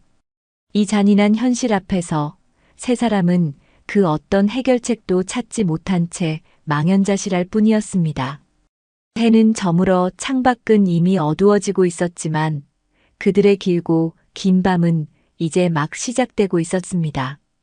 그날 밤 민준 씨 부부의 아파트에는 무거운 공기가 가라앉아 있었습니다. 서연이는 행운이가 다시는 떠나지 않을 거라는 약속을 몇 번이고 받아낸 뒤에야 행운이의 등을 꼭 끌어안고 겨우 잠이 들었습니다. 아이의 고른 숨소리를 확인하고 거실로 나온 부부는 소파에 마주 앉았지만 한참 동안 아무 말도 하지 못했습니다. 아니, 무슨 말을 어디서부터 시작해야 할지 알 수 없다는 편이 더 정확한 표현일 겁니다. 낮에 있었던 일들은 마치 비현실적인 꿈처럼 느껴졌습니다. 먼저 침묵을 깬 것은 지은 씨였습니다. 그녀는 붉어진 눈으로 남편을 바라보며 말했습니다. 여보, 우리 어떡하면 좋아? 정말 그 할머니 개가 맞았잖아. 나도 알아. 내가 직접 봤는데 어떻게 모르겠어. 민준 씨는 머리를 감싸쥐며 괴로운 듯 신음했습니다. 할머니의 낡은 집에서 보리가 보였던 행동들은 그의 모든 이성적인 판단과 의심을 무너뜨렸습니다. 그 개는 명백히 그 집을 그리고 그 할머니를 기억하고 있었습니다. 그럼 돌려보내야 하는 걸까? 지은 씨의 목소리가 절망적으로 떨렸습니다. 돌려보낸다는 말은 그녀에게 사형 선고처럼 들렸습니다. 행운이 없는 삶은 서연이가 없는 삶만큼이나 상상할 수 없는 일이 되어버렸기 때문입니다. 그게 그렇게 간단한 문제냐고. 서연이는 어떡하고, 우리 행운이가 이제는 우리 가족이라는 거 당신도 알잖아. 5년이야, 5년. 강아지에게 5년이면 평생이나 다름없어. 이제 와서 주인이 따로 있었다니 이게 말이 된다고 생각해? 민준 씨의 목소리가 격앙되었습니다. 그는 화가 났습니다. 할머니에게 화가 난 것이 아니었습니다. 이 모든 것을 지켜보고도 아무것도 해결해주지 않는 무심한 세상에게, 그리고 아무런 잘못 없이 이 잔인한 선택의 기로에 서게 된 자기 자신에게 화가 났습니다. 나도 알아. 나라고 보내고 싶겠어? 하지만 그 할머니는 평생을 그게 하나만 보고 사신 것 같았단 말이야. 오늘 우시던 모습 봤잖아. 우리 아버지가 돌아가셨을 때 우리 어머니가 저렇게 우셨어. 온 세상을 잃은 사람처럼 우리가 어떻게 그분한테서 행운이를 빼앗아와. 지은 씨는 감정적인 사람이었지만 동시에 깊은 공감 능력을 가진 사람이었습니다. 그녀는 할머니의 눈물 속에서 5년이라는 세월의 무게와 감히 헤아릴 수 없는 상실의 고통을 보았습니다. 자신들이 행운이를 사랑하는 만큼, 아니, 그 이상으로 할머니 역시 보리를 사랑하고 있다는 것을 본능적으로 느꼈습니다. 그것이 그녀를 더욱 고통스럽게 했습니다. 그럼 우리가 포기해야 한다는 거야? 서연이한테 뭐라고 설명할 건데? 행운이는 이제 우리 강아지가 아니란다. 원래 주인 할머니한테 돌아가야 한단다. 이게 말이 된다고 생각해? 우리 딸 아마 평생 상처로 남을 거야. 알아, 나도 알아. 대화는 메비우스의 띠처럼 같은 자리를 맴돌 뿐 아무런 해답도 제시하지 못했습니다. 돌려보내자니 서연이와 자신들의 삶이 무너질 것 같았고, 데리고 있자니 평생을 외롭게 살아온 노인의 마지막 희망을 짓밟는 것만 같아 죄책감에 시달릴 것이 뻔했습니다. 법적으로 따지면 어떻게 될까 하는 생각도 잠시 스쳤지만 이 문제는 법으로 해결될 수 있는 성질의 것이 아니었습니다. 이것은 마음과 마음에 관한 문제였고 사랑과 시간에 관한 문제였습니다. 부부는 밤이 깊어가는 줄도 모르고 답 없는 질문과 한숨만을 주고받았습니다. 같은 시각 순자 할머니는 텅 빈 집에서 홀로 밤을 지새우고 있었습니다. 낮에 보리가 잠시 머물렀던 온기는 이미 사라진 지 오래였지만 집안 곳곳에는 보리의 흔적이 희미하게 남아 할머니의 마음을 헤집었습니다. 보리가 얼굴을 묻었던 소파의 움푹 파인 자리를 쓸어보고 녀석이 핥던 마룻바닥을 하염없이 내려다보았습니다. 5년 만에 찾은 기쁨은 아주 잠시였습니다. 그 기쁨 뒤에는 더 큰 혼란과 슬픔이 파도처럼 밀려왔습니다. 할머니의 머릿속에는 보리의 행복해 보이던 모습이 계속해서 맴돌았습니다. 자신을 보며 반가워하던 모습도 선명했지만 그보다 더 선명하게 떠오르는 것은 어린 여자아이와 함께 뒹굴며 장난치던 모습이었습니다. 그 아이를 바라보던 보리의 눈빛, 아이의 작은 손길에 온몸으로 기쁨을 표현하던 몸짓. 그것은 결코 억지로 만들어낼 수 없는 진정한 행복의 모습이었습니다. 내가 보리를 다시 데려오는 것이 과연 보리를 위한 일일까? 처음으로 그런 의문이 들었습니다. 지금까지 할머니는 보리를 찾는 것만이 자신과 보리 모두를 위한 길이라고 굳게 믿어왔습니다. 하지만 오늘 할머니는 보리의 또 다른 세상을 보았습니다. 자신 없이도 충분히 행복하고 사랑받으며 살아온 5년의 시간을 보았습니다. 나의 외로움을 채우기 위해 보리의 행복을 빼앗으려는 것은 아닐까? 스스로에게 던진 질문이 비수처럼 가슴에 박혔습니다. 할머니는 젊은 시절 도시로 떠나겠다는 아들을 붙잡았던 과거를 떠올렸습니다. 그때도 할머니는 자신의 곁에 아들을 두는 것이 아들을 위한 길이라고 생각했습니다. 하지만 아들은 도시에서 더 큰 세상을 만나 자신의 삶을 꾸렸고 이제는 어엿한 가정을 이룬 가장이 되었습니다. 자식의 행복을 위해 떠나보내야 했던 그때의 심정과 지금 보리를 보며 느끼는 감정이 묘하게 겹쳐졌습니다. 보리는 할머니에게 자식과도 같은 존재였으니까요. 밤새 뒤척이던 할머니는 동이 틀 무렵에야 겨우 잠이 들었지만 그마저도 악몽에 시달렸습니다. 꿈속에서 보리는 갈림길에 서서 울고 있었습니다. 한쪽 길 끝에는 할머니가, 다른 쪽 길 끝에는 서연이가 서서 보리를 부르고 있었습니다. 보리는 어느 쪽으로도 가지 못한 채 그 자리에서 괴롭게 울부짖기만 했습니다. 꿈에서 깨어난 할머니의 뺨은 눈물로 축축하게 젖어 있었습니다. 며칠이 흘렀습니다. 세 사람은 아무런 결론도 내리지 못한 채 고통스러운 시간을 보내고 있었습니다. 결국 민준 씨가 먼저 연락을 해왔습니다. 그리고는 아주 어렵게 임시 방편의 해결책을 제안했습니다. 할머니, 저희가 아무리 생각해도 답이 나지 않습니다. 그러니 우선 이렇게 하는 건 어떨까요? 일주일은 할머니 댁에, 그리고 일주일은 저희 집에 그렇게 번갈아 가면서 지내게 하는 겁니다. 그것은 누구도 만족시킬 수 없는 미봉책에 불과하다는 것을 모두가 알고 있었습니다. 하지만 당장 보리를 어느 한쪽으로 보낼 수 없는 상황에서 그것은 유일하게 가능한 선택지처럼 보였습니다. 할머니는 힘없이 그 제안을 받아들였습니다. 그렇게 보리의 어색하고 위태로운 공유 생활이 시작되었습니다. 첫 주는 할머니의 집에서 보내게 되었습니다. 민준 씨 부부가 보리를 데리고 할머니의 집에 온 날 서연이는 차에서 내리지 않으려 하며 엉엉 울었습니다. 싫어. 행운이 못 보내. 할머니 미워. 우리 행운이 뺏어가지 마. 아이의 원망 섞인 울음소리가 할머니의 가슴에 대못처럼 박혔습니다. 보리 역시 불안한 듯 차 안에서 낑낑거리며 떠나는 가족의 차를 하염없이 바라보았습니다. 할머니는 죄인이 된 심정으로 보리를 집 안으로 들였습니다. 할머니는 온 정성을 다해 보리를 돌봤습니다. 예전처럼 매일 아침 북어죽을 끓여주었고 가장 좋은 고기를 사다 구워주었습니다. 하지만 보리는 예전처럼 밥을 맛있게 먹지 않았습니다.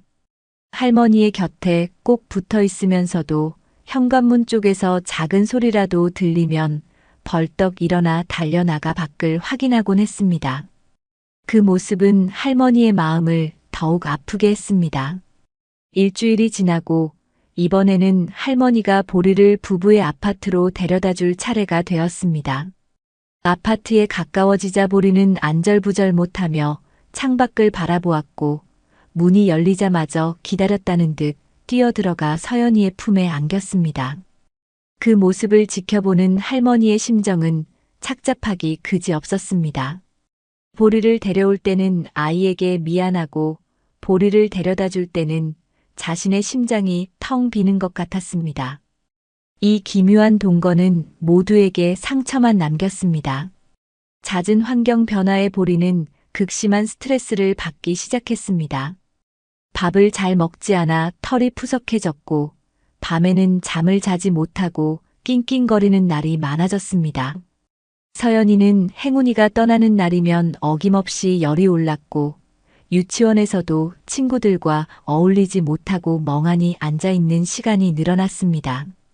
할머니 역시 보리가 없는 일주일 동안은 생기를 잃고 무기력하게 시간을 보냈고 보리가 있는 일주일 동안은 떠나보내야 한다는 생각에 불안감에 시달렸습니다.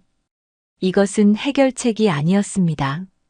오히려 모두를 서서히 벼랑 끝으로 몰고 가는 아주 잔인한 고문과도 같았습니다. 사랑하기에 시작된 이 모든 일들이 이제는 서로의 사랑을 좀먹고 있었습니다. 이 위태로운 악순환의 고리를 끊어낼 누군가의 결단이 절실히 필요한 시간이었습니다.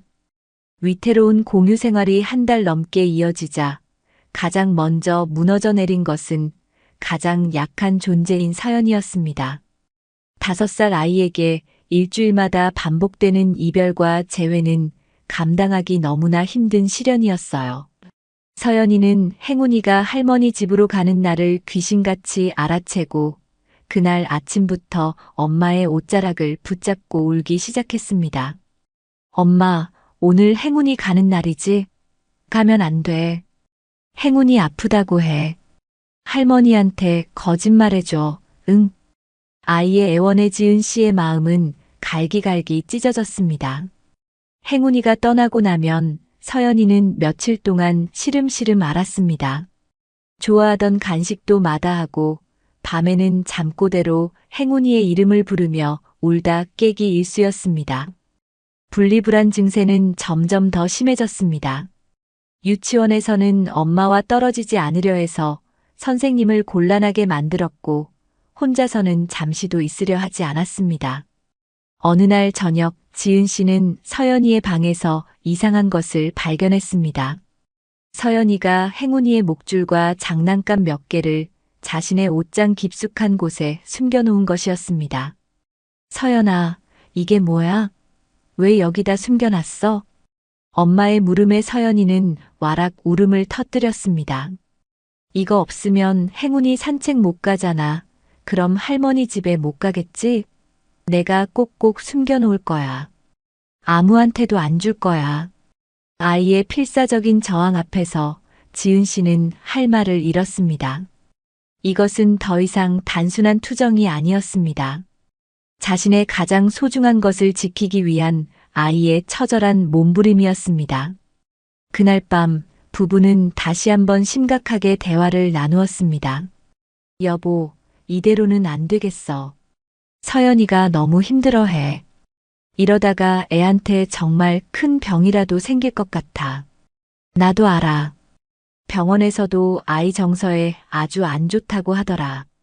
우리가 너무 이기적이었는지도 몰라. 어른들의 문제를 아이한테까지 떠넘긴 거잖아. 민준 씨의 얼굴에도 깊은 수심이 가득했습니다. 그는 이제 어떤 결정을 내려야 할 때가 왔음을 직감했습니다.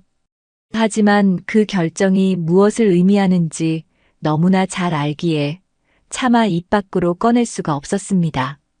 행운이를 포기한다는 것은 곧 서연이의 눈물과 아내의 슬픔, 그리고 자신의 무너지는 마음을 감당해야 한다는 뜻이었으니까요. 다시 할머니의 집에서 일주일을 보내게 된 보리의 상태도 눈에 띄게 나빠져 있었습니다. 할머니는 보리가 예전의 활기를 완전히 잃었다는 것을 느꼈습니다.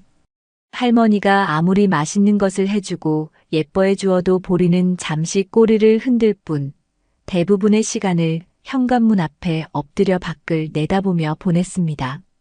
처음 며칠간 할머니는 그 모습이 자신을 두고 떠났던 지난 5년에 대한 서운함의 표현일지도 모른다고 생각했습니다. 혹은 아직 낯선 환경에 적응하지 못해서일 거라고 애써 위안했습니다. 하지만 시간이 지날수록 할머니는 보리의 행동이 다른 의미를 가지고 있음을 깨닫기 시작했습니다. 보리는 그저 멍하니 밖을 보는 것이 아니었습니다.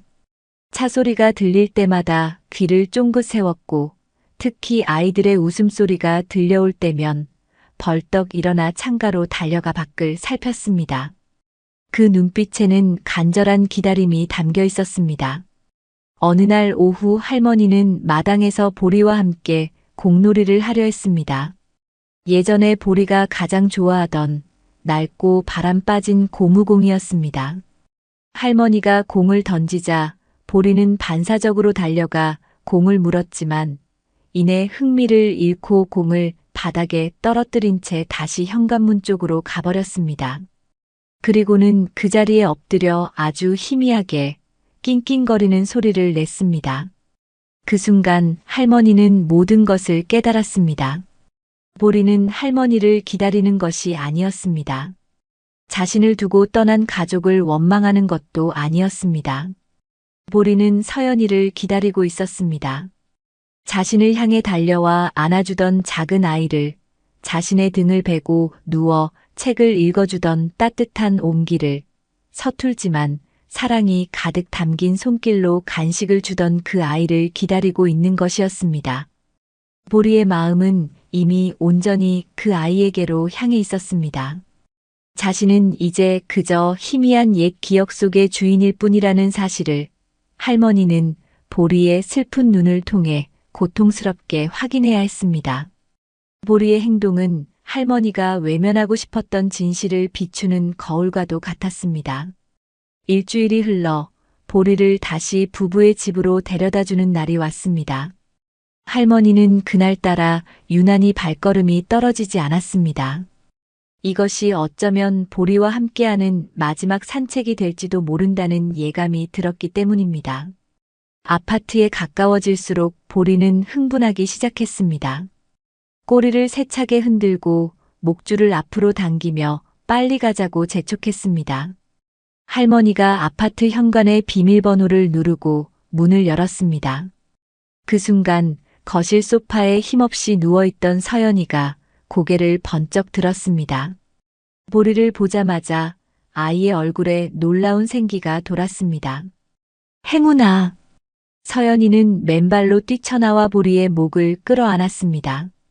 지난 일주일간의 그리움과 슬픔이 한꺼번에 터져나온 듯 아이는 큰 소리로 울음을 터뜨렸습니다. 보고 싶었어. 정말 정말 보고 싶었어. 다시는 가지 마. 응. 나랑 계속 같이 있어줘. 보리 역시 서연이의 품에 얼굴을 묻고 반가움에 어쩔 줄 몰라 했습니다. 꼬리는 보이지 않을 정도로 빠르게 흔들렸고 온몸으로 기쁨을 표현했습니다. 마치 오랜 전쟁 끝에 연인을 만난 군인처럼 그들의 재회는 절실하고 애틋했습니다. 순자 할머니는 그 자리에 선 채 두 생명체가 만들어내는 완벽한 사랑의 풍경을 가만히 지켜보았습니다. 아이의 눈물, 그리고 그 눈물을 하차주는 개의 모습. 그 어떤 말도 필요 없는 완전한 교감의 순간이었습니다.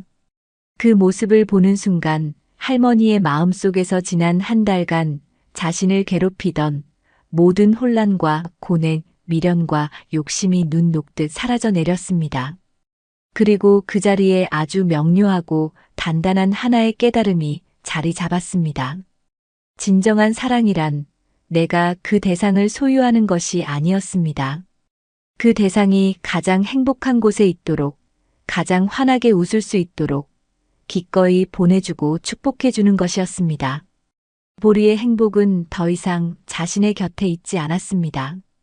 바로 저 아이의 곁에, 저 새로운 가족의 품 안에 있었습니다. 자신이 보리를 되찾으려는 것은 사랑이 아니라 자신의 외로움을 채우려는 이기적인 집착이었음을 비로소 인정하게 되었습니다. 할머니는 조용히 뒤돌아섰습니다.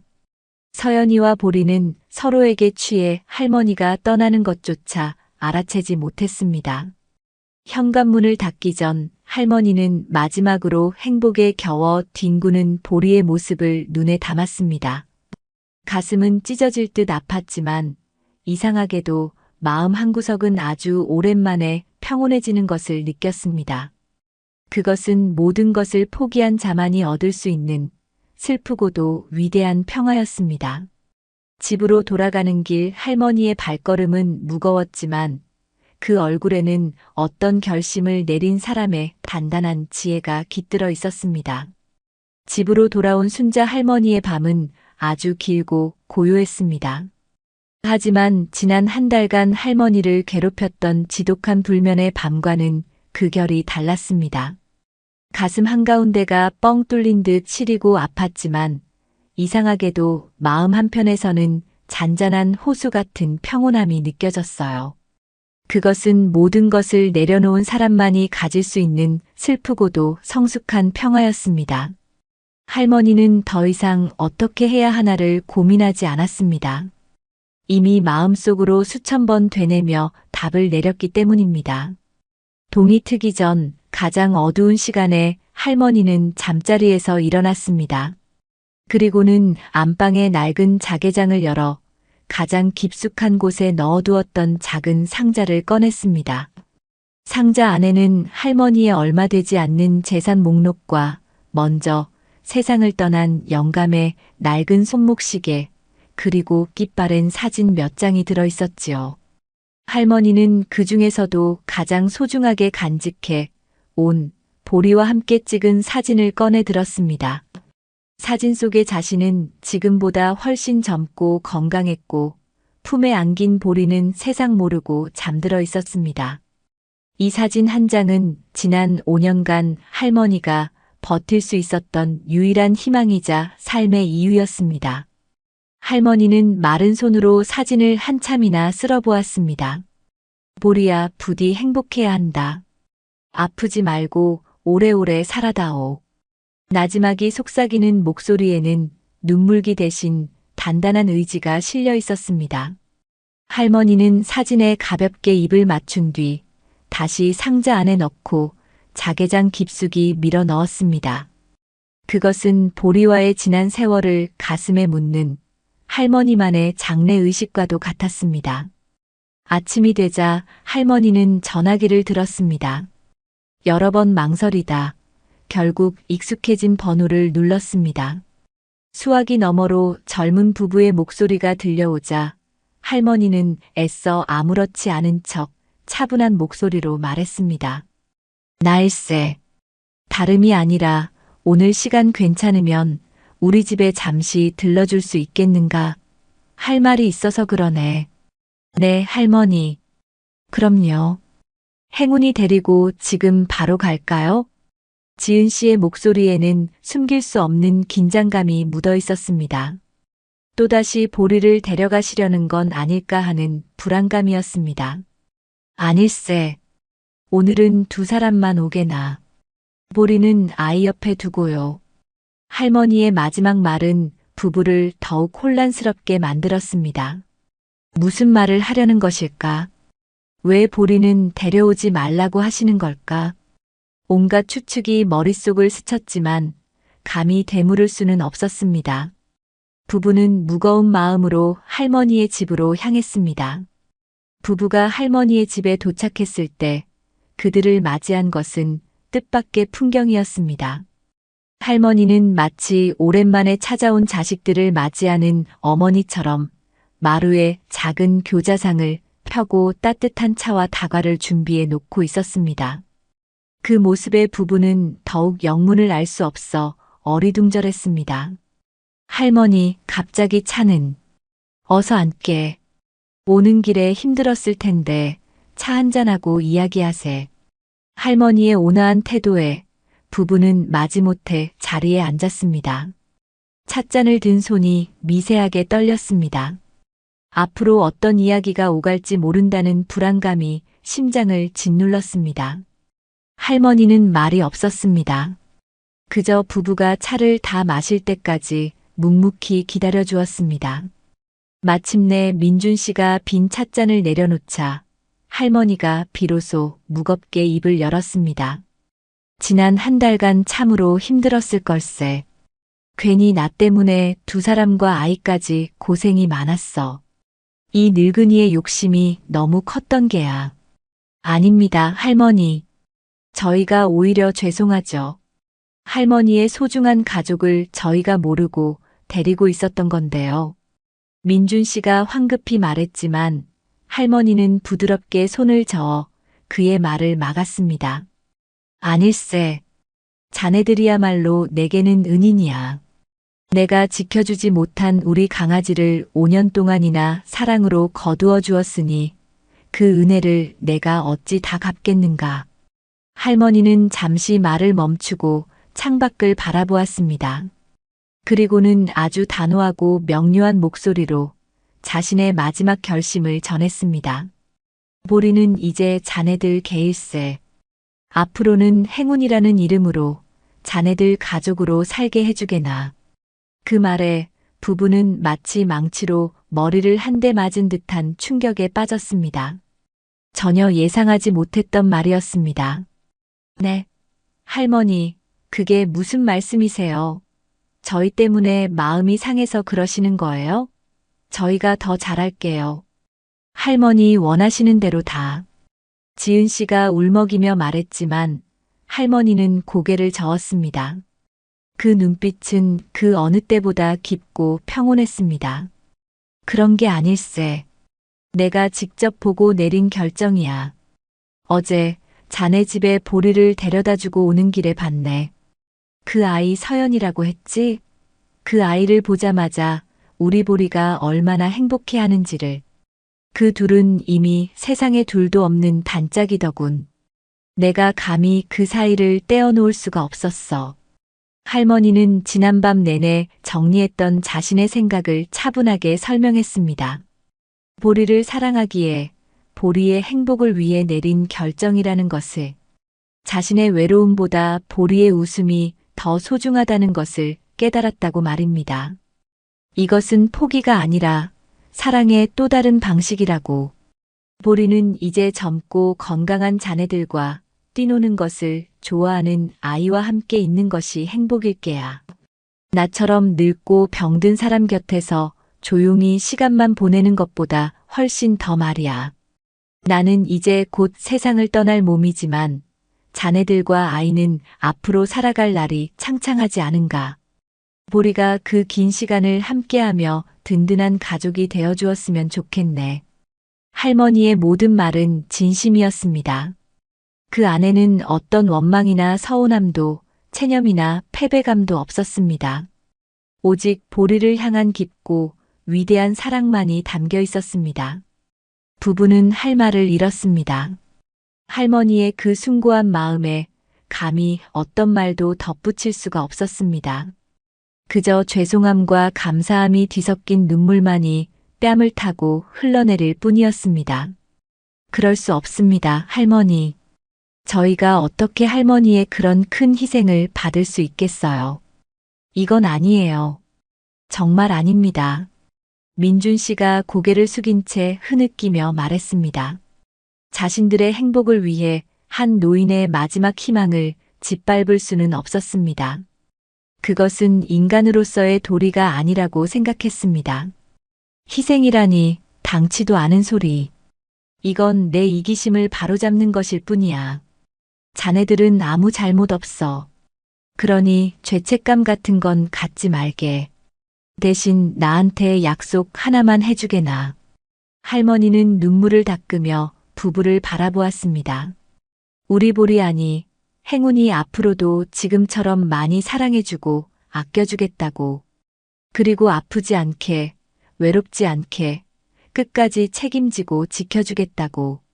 이 늙은이한테 약속해 줄 수 있겠는가? 그 말에 민준 씨와 지은 씨는 차마 고개를 들 수 없었습니다. 그리고는 거의 동시에 할머니를 향해 깊이 고개를 숙였습니다. 그것은 세상에서 가장 무겁고도 진심 어린 약속의 표현이었습니다. 네, 할머니. 약속하겠습니다. 저희 목숨보다 더 소중히 여기겠습니다. 절대로 할머니의 이 마음 잊지 않겠습니다. 한참의 시간이 흐르고 부부는 자리에서 일어났습니다. 떠나기 전 지은 씨가 망설이다 할머니의 손을 꼭 잡았습니다.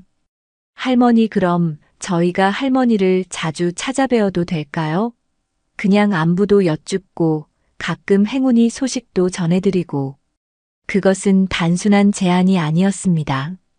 당신을 우리의 인연에서 놓지 않겠다는, 당신 또한 우리의 소중한 사람이라는 간절한 고백이었습니다. 할머니는 지은 씨의 손을 마주 잡으며 희미하게 미소 지었습니다.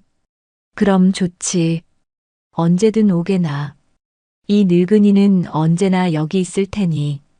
부부가 돌아가고 집에 다시 혼자 남은 할머니는 텅 빈 마루에 한참을 앉아 있었습니다. 가슴 한쪽이 도련해진 듯 아팠지만 후회는 없었습니다. 창밖으로 불어오는 서늘한 가을바람이 할머니의 눈물을 부드럽게 말려주고 있었습니다. 이것으로 모든 것이 끝났다고 할머니는 생각했습니다. 하지만 할머니도 부부도 알지 못했습니다. 이 위대한 포기가 실은 더 큰 기적을 향한 진정한 시작이었음을 말입니다. 순자 할머니의 위대한 포기 이후 모든 것이 제자리를 찾은 듯 보였습니다. 보리는, 아니, 이제 온전히 행운이가 된 개는 더 이상 두 집 사이를 오가지 않아도 되었습니다. 서연이는 매일 아침 행운이의 품에서 눈을 떴고 아이의 얼굴에서는 불안의 그늘이 씻은 듯이 사라졌습니다. 민준 씨 부부는 할머니에 대한 끝없는 감사함과 미안함을 안고 이전보다 더욱 극진한 사랑으로 행운이를 보살폈습니다. 하지만 그들의 마음 한구석에는 늘 순자 할머니의 외로운 모습이 무거운 돌처럼 자리하고 있었습니다. 며칠이 지난 주말, 부부는 오랫동안 고민한 끝에 용기를 내어 할머니에게 전화를 걸었습니다. 할머니, 저희예요. 이번 주말에 혹시 시간 괜찮으시면 저희 집에 한번 놀러 오시지 않겠어요? 서연이가 할머니를 보고 싶어 해서요. 지은 씨의 목소리는 조심스러웠습니다. 행운이를 보러 오라는 말이 혹시나 할머니의 상처를 다시 건드리게 될까봐 염려스러웠기 때문입니다. 하지만 수화기 너머의 대답은 뜻밖이었습니다. 그러지 뭐. 마침 심심하던 차였는데.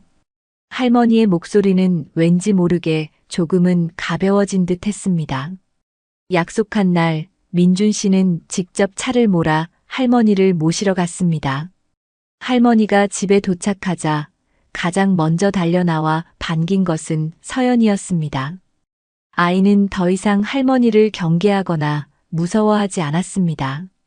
보리 할머니 오셨어요. 서연이가 환하게 웃으며 할머니의 손을 잡았습니다. 보리 할머니라는 아이의 순수한 호칭에 그 자리에 있던 어른들은 잠시 할 말을 잃고 서로를 바라보며 옅은 미소를 지었습니다.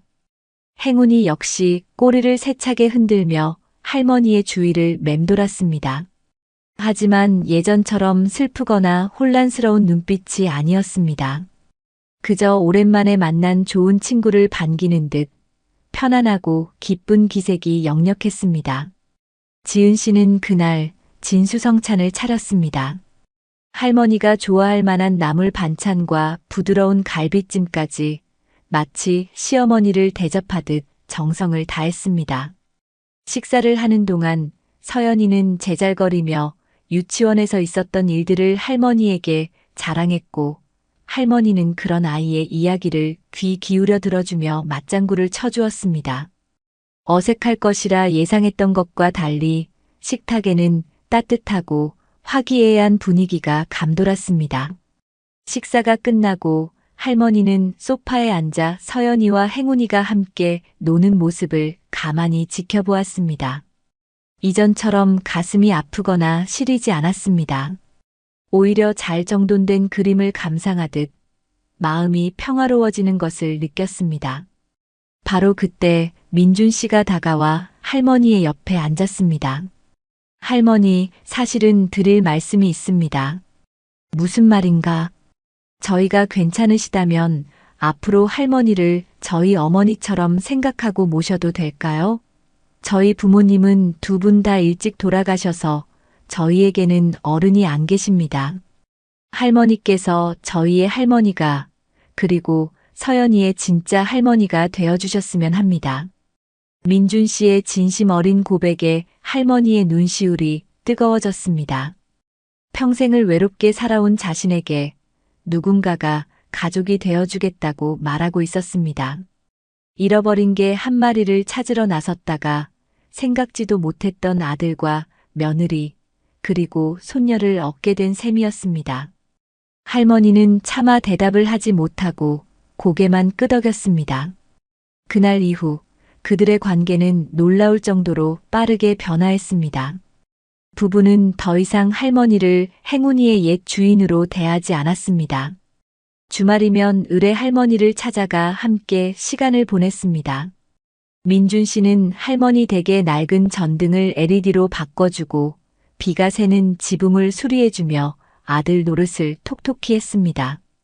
지은 씨는 철마다 할머니를 위해 보양식을 해다 바치고 병원에 가실 일이 있으면 늘 동행하며 며느리 역할을 했습니다. 할머니 역시 마음의 문을 활짝 열었습니다.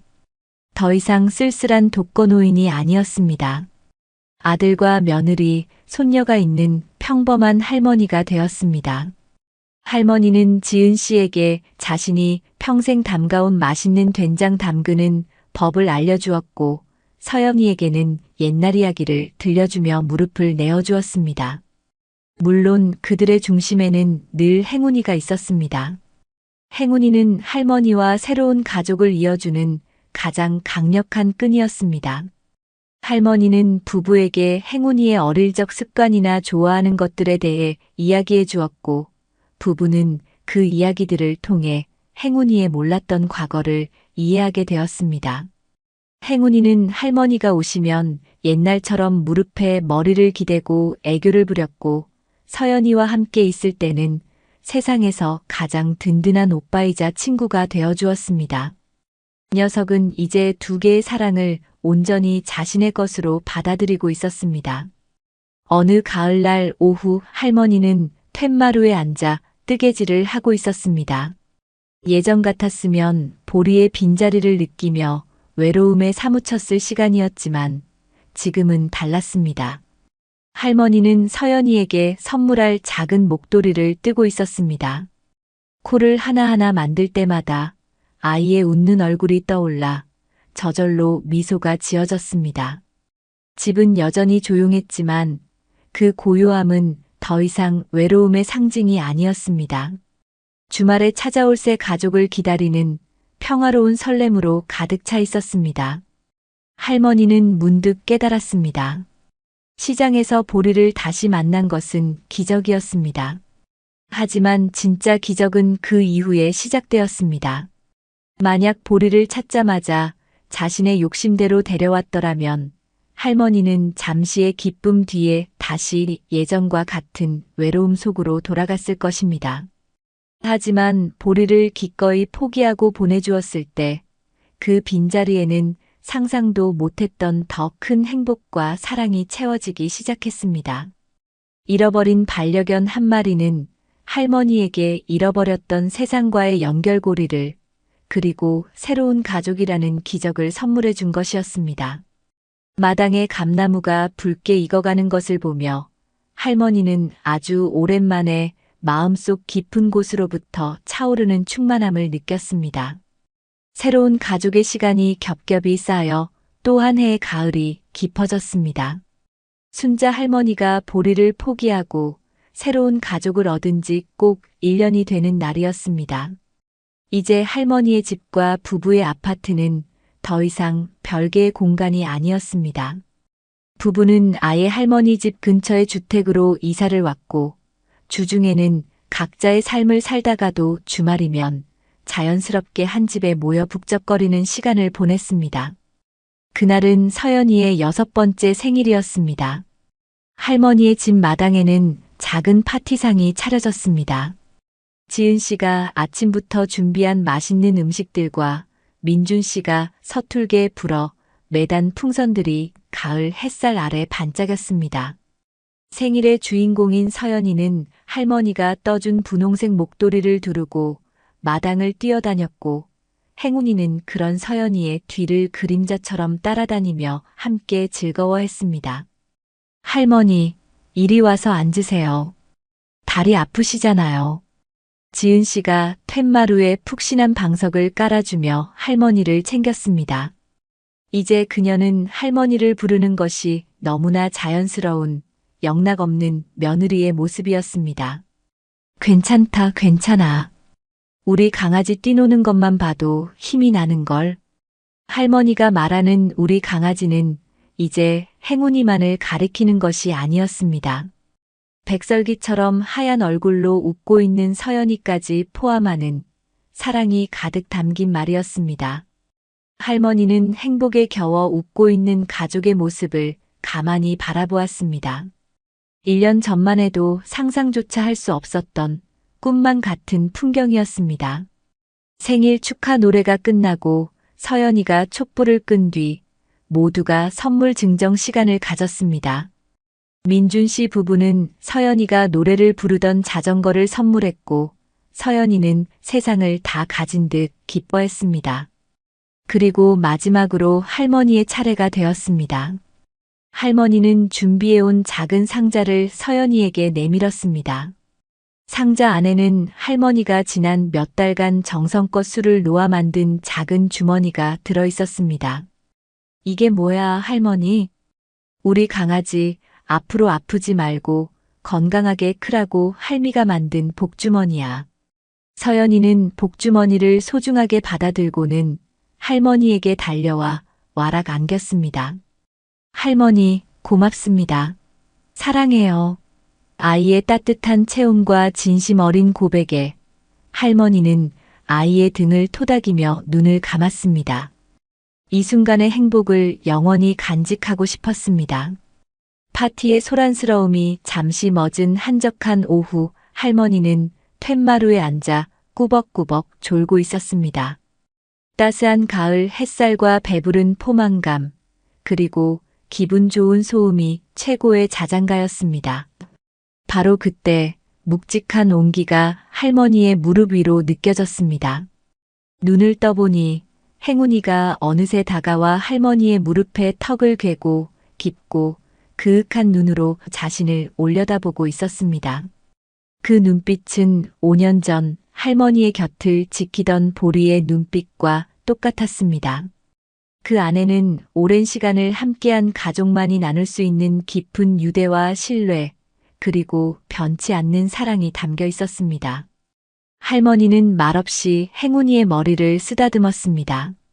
녀석은 대답이라도 하듯 할머니의 손길에 편안하게 눈을 감았습니다. 그 순간 할머니와 행운이는 어떤 말도 필요 없는 오직 둘만이 아는 교감을 나누었습니다. 5년 전 헤어져야만 했던 그들의 인연이 결코 끊어진 것이 아니라 더 크고 아름다운 형태로 완성되었음을 확인하는 순간이었습니다. 보리야, 이제 너도 행복하구나. 그걸로 되었다. 저녁이 되어 부부와 서연이는 집으로 돌아갔습니다. 할머니는 대문 앞에서 그들이 탄 차가 보이지 않을 때까지 손을 흔들어 주었습니다. 집에 다시 혼자 남았지만 더 이상 외롭지 않았어요. 집안 곳곳에 아이의 웃음소리와 가족의 온기가 남아 있었기 때문입니다. 할머니는 마루에 앉아 밤하늘의 별을 바라보았어요. 문득 5년 전 보리를 잃어버리고 절망에 빠져 있던 자신이 떠올랐습니다. 그때는 세상이 무너지는 것 같았고 모든 희망이 사라졌다고 생각했어요. 하지만 인생은 참으로 알 수 없는 것이었습니다. 하나의 문이 닫히면 다른 곳에 더 큰 문이 열리기도 한다는 것을 할머니는 자신의 남은 생을 통해 배우고 있었어요. 시장에서의 기적적인 재회.